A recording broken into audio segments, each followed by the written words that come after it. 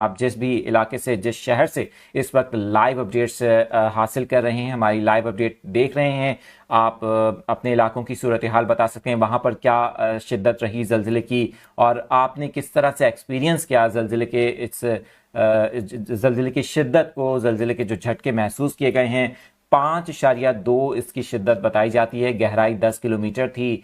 ताहम आपको बताएं कि खुशकिस्मती से अभी तक जानी या माली नुकसान की इतलात मौसूल नहीं हुई। बहुत ही इनिशियल है, ज़ाहिर है कि अब से ज़रा देर पहले ज़लज़ले के झटके महसूस किए गए हैं। आज जुमेरात के रोज़ पंजाब के मुख्तलिफ इलाकों से ज़लज़ले के झटके महसूस किए जाने की इतलात मौसूल हो रही हैं। इस हवाले से मज़ीद अपडेट्स भी आपके साथ हम शेयर कर रहे हैं।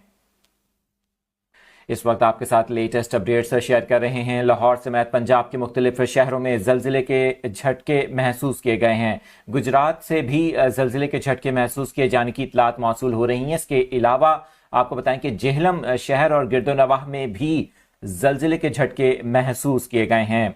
इस वक्त आप मुख्तलिफ शहरों से अगर लाइव अपडेट्स हासिल कर रहे हैं हमारी, तो कमेंट सेक्शन में बता सकते हैं कि आपके इलाकों में ज़लज़ले की शिद्दत क्या थी। बताया जा रहा है कि काफ़ी शिद्दत से ज़लज़ला महसूस किया गया है। आज जुमेरात के रोज़ ज़लज़ले के झटके पंजाब के मुख्तलिफ इलाकों में महसूस किए गए हैं।